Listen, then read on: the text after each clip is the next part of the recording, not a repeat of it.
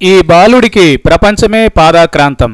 అమెరికాలోని న్యూజెర్సీలో భారత సంతానానికి చెందిన స్పార్ష్ షా అనే 13 ఏళ్ల బాలుడు ఇప్పుడు సంచలనాలకే సంచలనమయ్యాడు. సోషల్ మీడియాలో ఎక్కడ చూసినా ఈ బాలుడి మాటలు పాటలే ఇప్పుడు వినిపిస్తున్నాయి.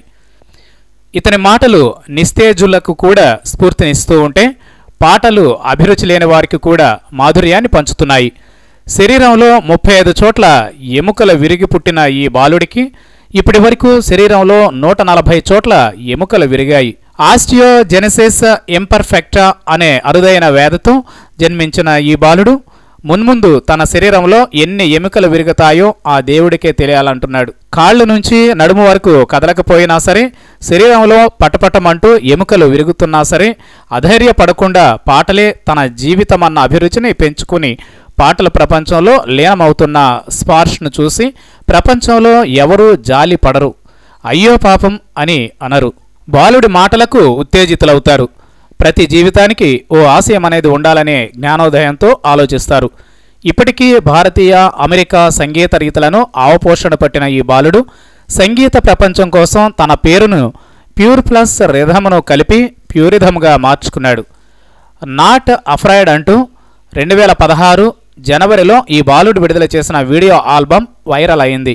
దాదాపు 6 కోట్ల మంది వీక్షించారు. రాగర్యాప్ అంటూ సరికొత్త బాణని సృష్టించాడు. ఇప్పటి వరకు అనేక సంగీత కచేరీలు ఇచ్చిన ఈ బాలుడు ఇప్పటి వరకు $50 లక్షల సంపాదించాడు.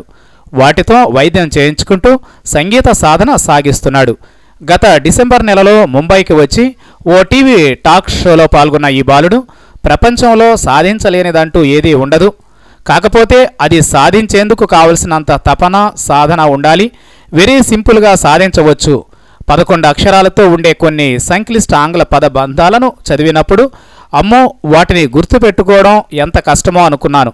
ఆ మాటకొస్తే నా ఆరోగ్య పరిస్థితి క్లిష్టమైనది కాదా అనుకున్నా. ఆ తర్వాత ఆ పద పందాలన్నీ నాకు చాలా సులభమైనవని అనిపించాయి అంటూ నవ్వుతూ ఎంతో ఉత్సాహంగా ఉల్లాసంగా మాట్లాడాడు. నాకు గ్రామీ అవార్డులు అక్కర్లేదు, నా పాటను ప్రపంచంలో ప్రతి ఒక్కరూ వినాలన్నది నా ఆశ. కనీసం 100 కోట్ల మంది ప్రేక్షకుల ముందు ఓసారి ప్రదర్శన ఇవ్వాలన్నది నా కోరిక. ఇదేమీ సాధ్యం కాదన్న సందేహం నాకేమీ లేదు. ఏదో రోజు సాధిస్తానన్న సంపూర్ణ విశ్వాసంతోనే ముందుకు సాగుతున్నా. సాధించి తీరుతా, ప్యూరిథం చెబుతున్న ఇప్పటి మాటలు.